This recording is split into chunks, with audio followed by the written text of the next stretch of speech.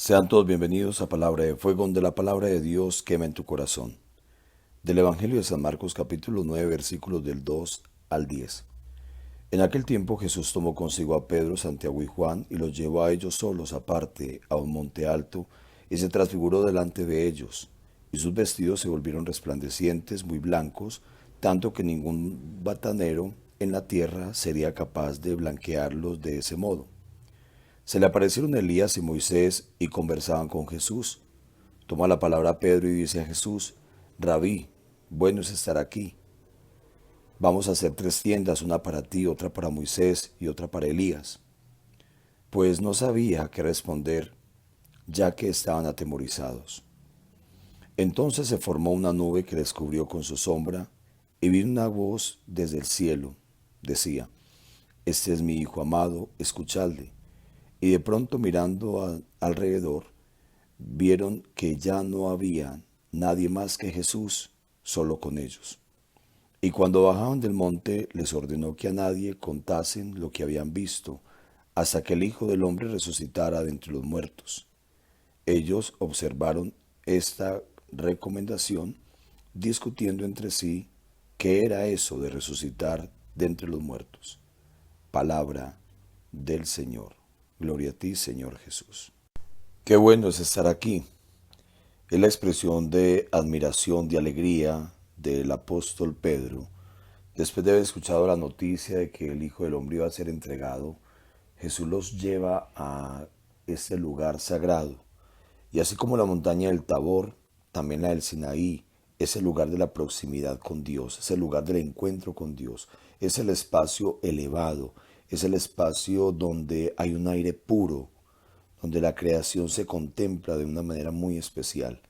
Es el lugar de la oración, porque se está en la presencia de Dios, como Moisés, como Elías, en fin, como tantas personas que subieron a la montaña a contemplar el rostro de Dios. Pero también encontramos un elemento muy importante, y es que el discípulo piensa más en los demás que en él mismo. Él piensa: vamos a hacer una tienda, una para ti, otra para Moisés, otra para Elías, pero nunca dijo para nosotros como discípulos.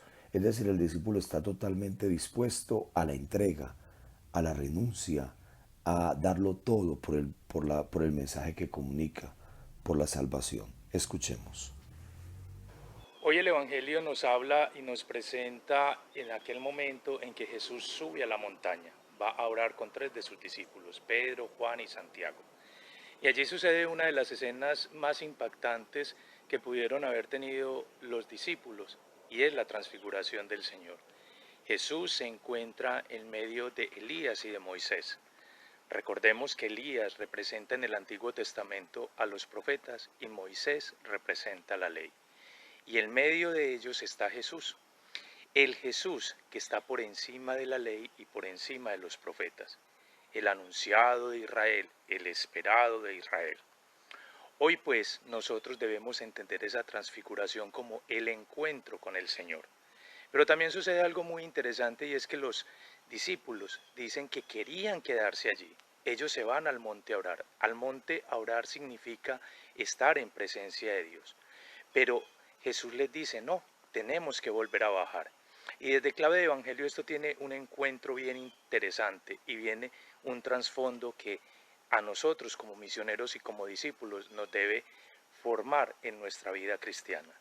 Debemos subir al monte a orar, pero debemos actuar, seguir haciendo la obra del Señor. Y Jesús les dice a sus discípulos que callen, pero aquí viene el concepto de amor, de ley y de entrega. Jesús en medio de Elías y de Moisés para dar a revelar esa nueva alianza, donde se dignifica la existencia del ser humano. Hoy pues, entendamos esta palabra, meditémosla y ante todo, reflexionémosla y digámosle al Señor que entre en nuestra vida como esa nueva alianza. Y recordemos como siempre, hoy en este día, ver en nuestro hermano el rostro de Dios. Además de la alegría que experimentan los discípulos al tener esa experiencia con Jesús, donde el Padre les habla, donde ellos sienten un gozo infinito en su corazón, también encontramos que sus vestidos se volvieron resplandecientes. es que la vestidura es signo de la dignidad, es signo de que un día fuimos vestidos de Cristo en el bautismo. Y por eso Jesús ha blanqueado y ha hecho que ese resplandor comunique esa luz, y eso significa la purificación que la iglesia vive y que nosotros como discípulos debemos experimentar. Ese brillo y esa luz es signo de la purificación que nuestras familias, que la sociedad, que este mundo de hoy necesita experimentar. Hoy, cuando estamos viviendo esta fiesta de la transfiguración del Señor, subamos al monte, subamos, encontrémonos con Dios cara a cara, subamos y digámosle al Señor que nos ayude a volver a vivir la auténtica identidad cristiana, que nosotros vivamos la ley, vivamos el profetismo, vivamos el evangelio como debe ser. Entonces, solamente así podemos vivir toda nuestra vida como una verdadera transfiguración, porque el estar con Jesús llena nuestro rostro de alegría y de paz. Que la Santísima Virgen María nos ayude a vivir intensamente nuestros momentos de encuentro con el Señor en la Eucaristía, en la oración, en la escucha de su palabra, para que lo podamos seguir cada día con esa alegría, y nos ayude a escuchar y seguir siempre al Señor hasta la pasión, hasta la cruz, con vista a participar también de su resurrección. Que nosotros vivamos cada Eucaristía como una auténtica transfiguración. Y la bendición de Dios Todopoderoso, Padre, Hijo y Espíritu Santo, descienda sobre ustedes y los acompañe siempre. Un feliz día para todos, y recuerden, vivir la vida como una auténtica transfiguración.